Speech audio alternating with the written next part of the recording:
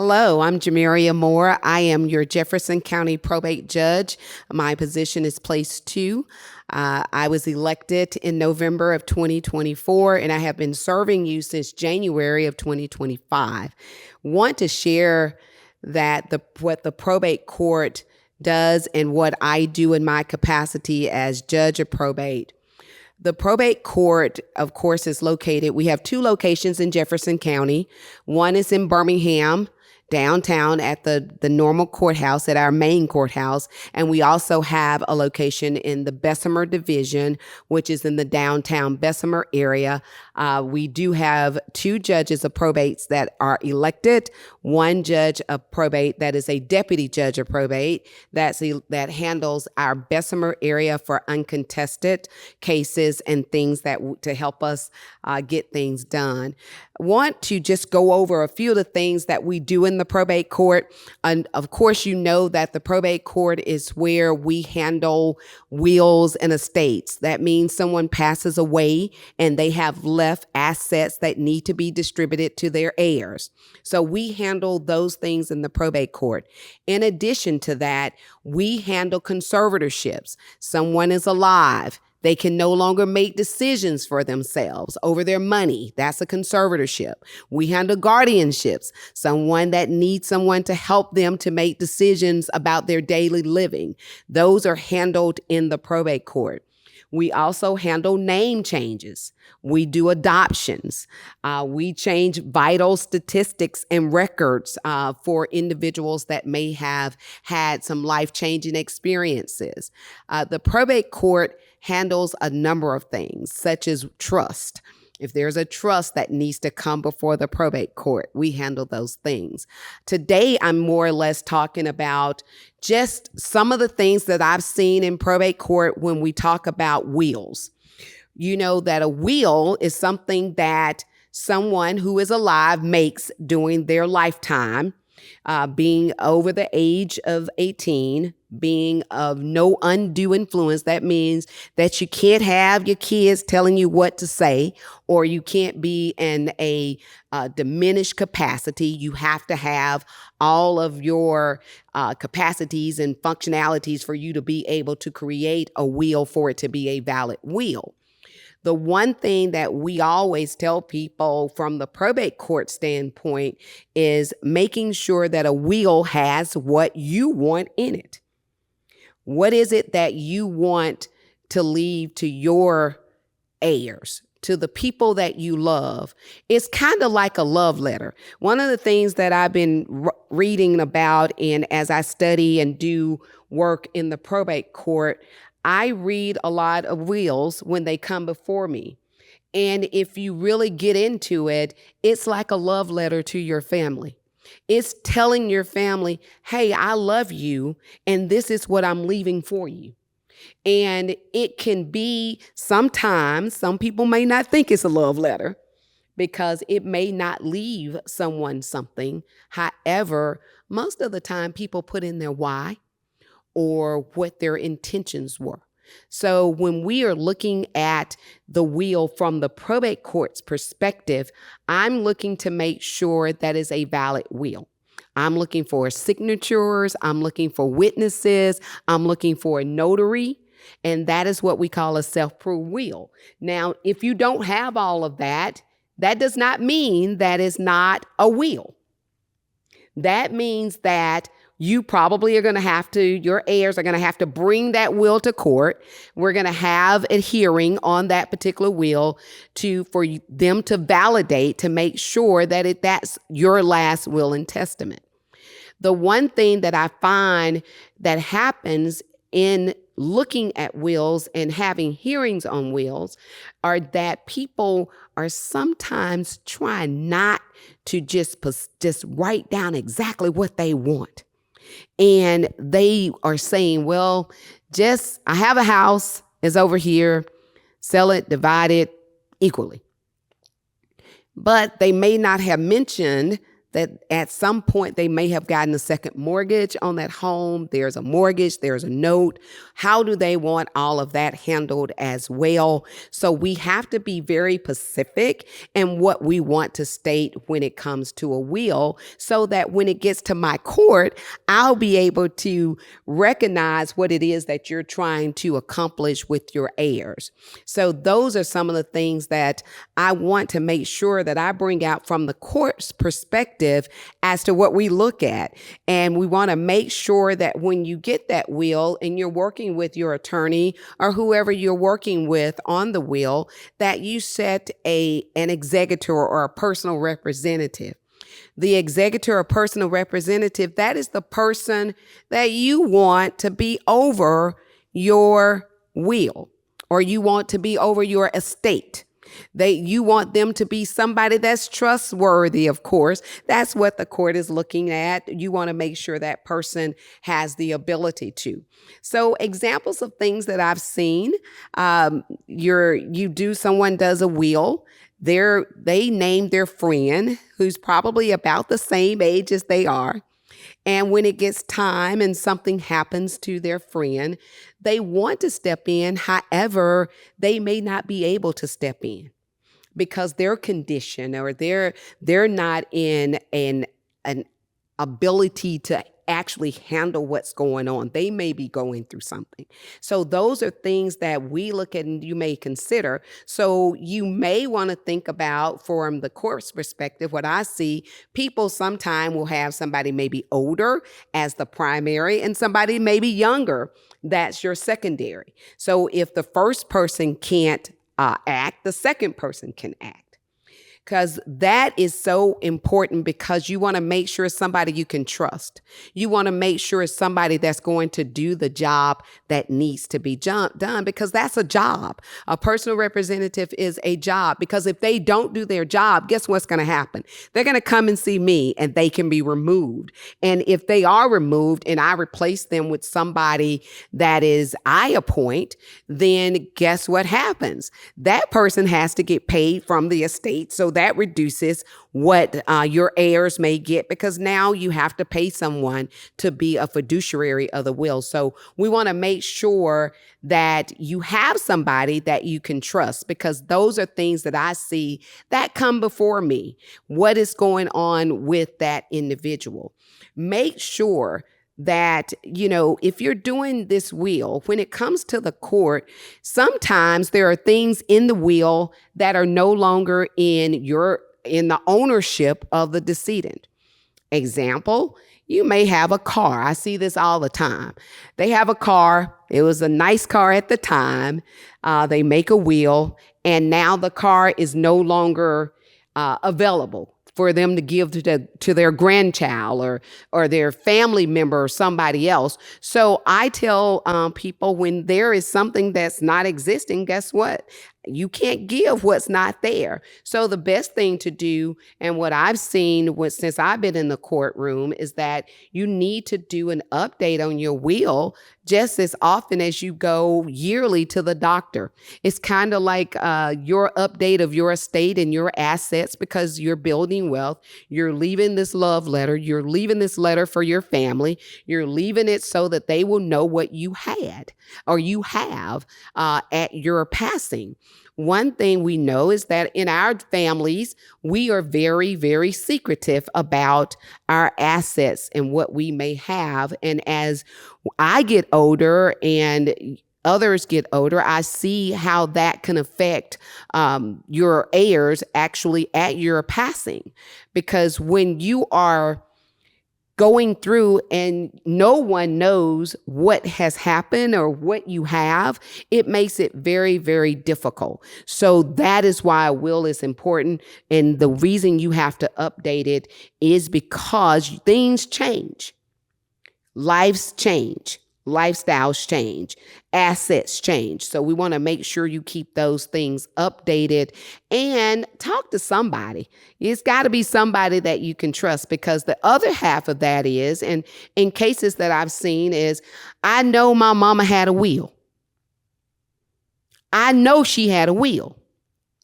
And guess what? They can't produce the will. So if you got a will, but you don't tell anybody where the will is, it doesn't help you. It does not help you if you have a will and nobody knows where it is. You have to tell somebody where the will is located so that your wishes can be carried out. I always say, well, if there is a will, find the will, bring it to the court, and of course the court will look at it for it to be probated. But you have to be responsible to have those people to let them know where it is, because we get that in front of us all the time. I know my mama had a will and somebody must have got in and did this, but there's nothing the court can do for you at that point, because I have no idea what your mother or your father may have wanted to happen with their things. And if that happens, that's when we get into, guess what? Passing away without a will. And guess who tells you what you can do at that point? The state of Alabama. We have laws that we follow within the state of Alabama to tell you what to do if there is no will present. If there is no will present, then guess what? It goes to all the heirs according to. So if you're married and that person is still alive and you have children with that person, then there is a percentage that your spouse would get, and then there is a percentage that your children will get. If you are in a blended family and now you have a second wife, but you have prior children, there is a percentage that your wife gets, and then there is a percentage that your children get. Of course, we know that sometimes we have families that have disagreements, and I get all of those, because basically at that point, there are other things that come into play. If that person is married, that person may get a homestead exemption, a spousal exemption, and other personal property exemptions that come off of the top. So those are things that we see in the court that you have to be aware of when you are looking at and saying, hey, when I pass away, I'm gone. I'm not worried about it. Let them fight about it. But the thing that you don't recognize is that when your family is fighting about it in my courtroom, nobody ever really truly leaves happy. And although they're already grieving your death, now they're grieving other things, and now you have families divided, children not talking. John has lived in mama house his whole life, and now Susan over here is upset because John has always got everything, and mama, I want him gone in the house, so John has nowhere to go. But by law, I have no other choice but to make a ruling pursuant to the state law.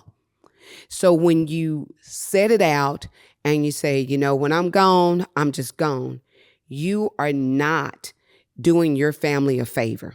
I have absolutely too many families that come into my courtroom that are fighting over mom's house or dad's house when it could have easily been completed and done with a will. And when families are separated and divided, guess what? That starts the demise of our community. That's what we see. We see families divided. We see families split up. They stop going, having family reunions. Nobody's having a family reunion anymore. They're not getting together anymore because everybody is mad because of a piece of property or something that you could have told your family how you wanted it divided. If you love your family, if you care about your family, and you don't want your family in front of a judge of probate in Jefferson County or in Alabama, tell your family what you want to do with the things that you own at your passing. I told someone down to I had one wheel that was in, and I think she gave down to to every shoe and everything else. And the thing that I loved, it might have been 30 pages that I had to read, but it was very, very detailed.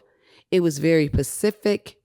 The family understood what she wanted. They may not have been 100% happy, but there was no reason for them to be mad at somebody else, because that was the desires of the person that passed away. And I want to make sure that you know that if you don't like people telling you what to do now, if you pass away, the state of Alabama continues to tell you what to do. If you're in our state. Now, I can't speak for other states. I can just tell you about what Alabama says. And that's the law that I have to apply to each and every case that comes before me in the court, is exactly how that statute reads. So in just doing that, in saying those things, I just want to really employ that these are the assets that you leave. This is your legacy. This is your opportunity. This is the opportunity for your family to have something from you. And it may be something that allows them to continue to invest for the next generation. Generational wealth is something that comes out of estates. I mean, a lot of people say, well, how did this person get all of this stuff, blah, blah, blah, blah, blah. Guess what? Somebody probably left them something at their demise, and their family continued to reinvest and reinvest and reinvest. Now the family has generational wealth.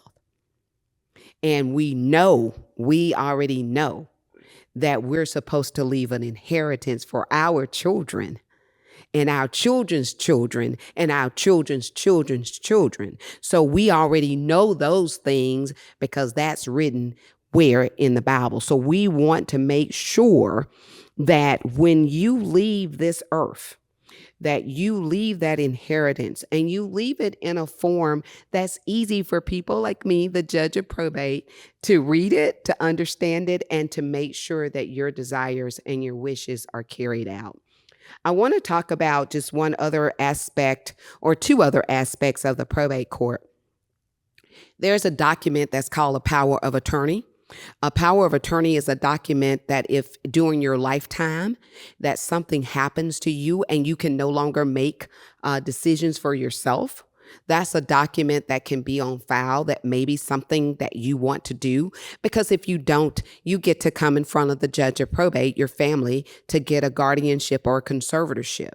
When your family comes before the probate court for a guardianship and conservatorship, we have to make sure that if it's a conservator, which means that's a person over your money and making and managing your money, that they are bondable.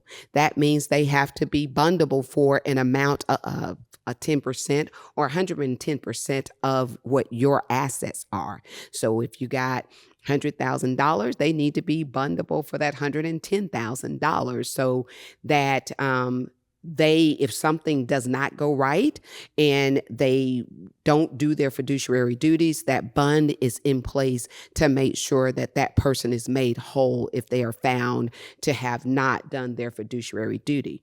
That takes money, that takes time, that does come before the judge of probate. And I always tell people it's always good to have a power of attorney. Now, let me just be clear with you.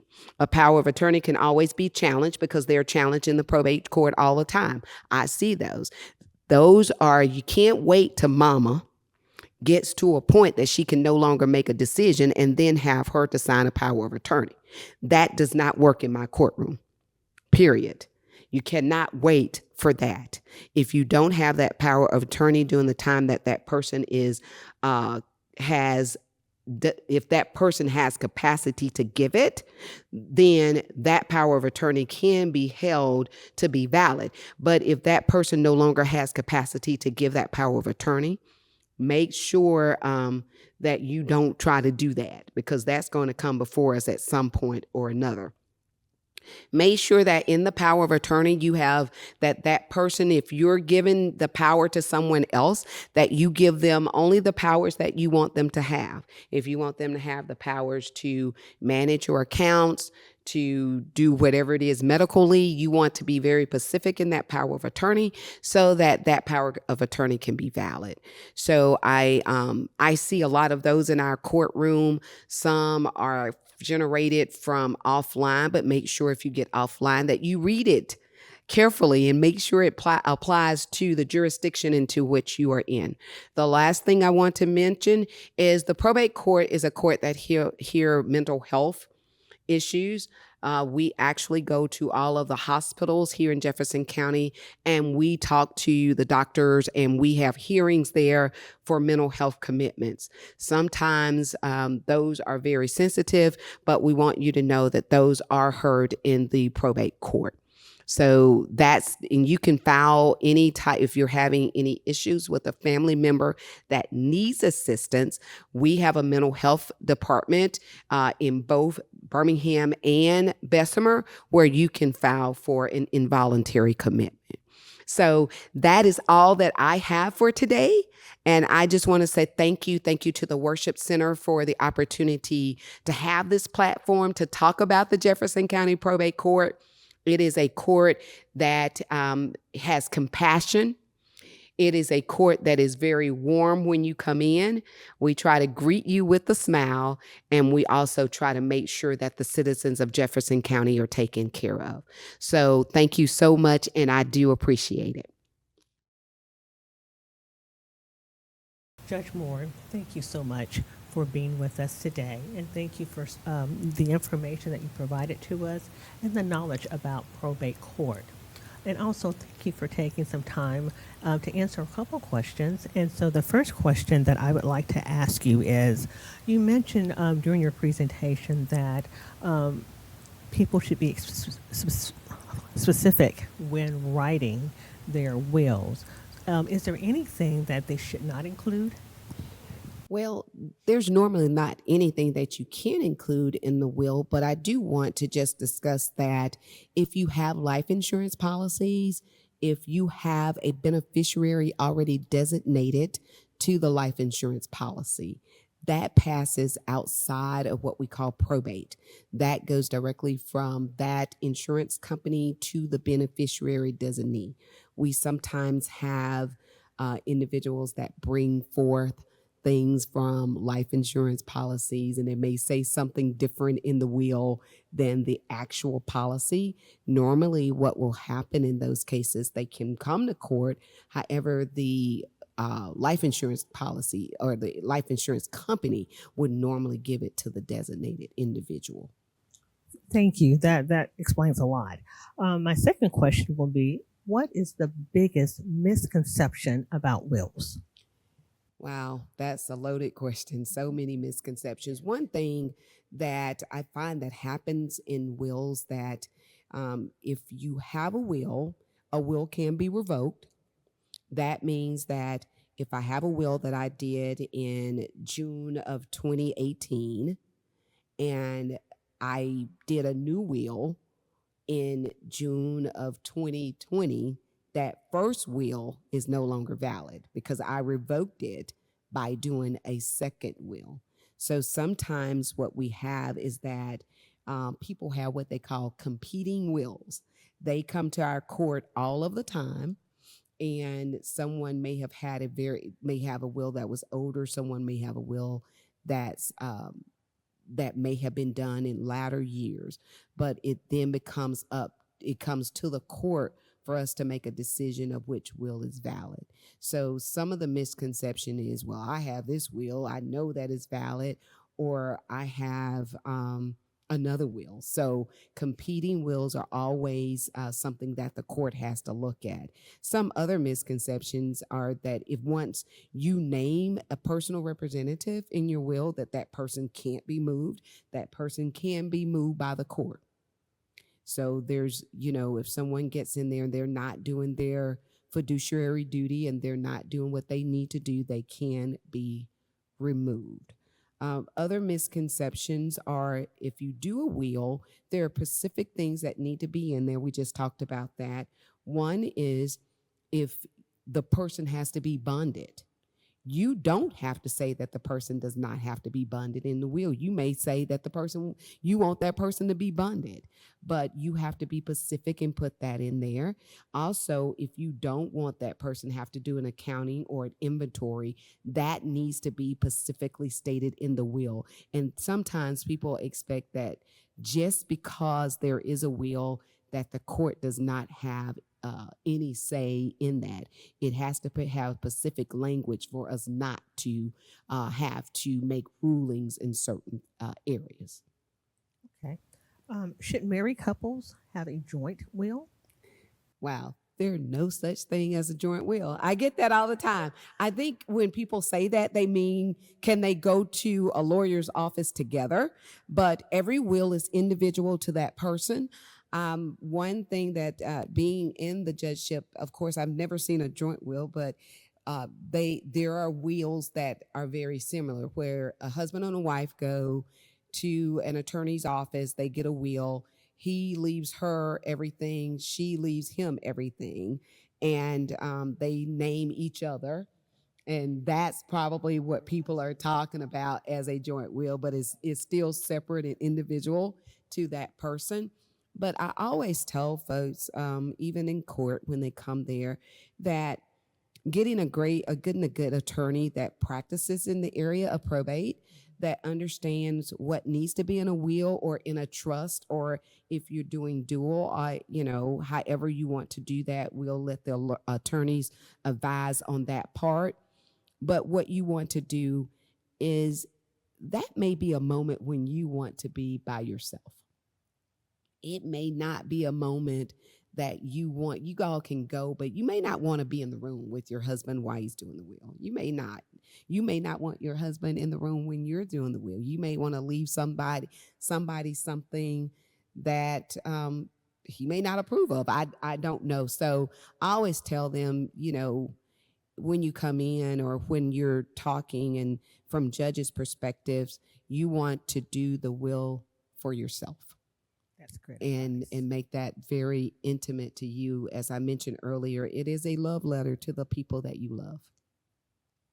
So, if someone dies without a will, who can open the estate? Excellent question. Thank you, thank you, thank you. So, of course, an heir or next of kin can open an estate, but I want people to also know that your largest creditor can open an estate as well.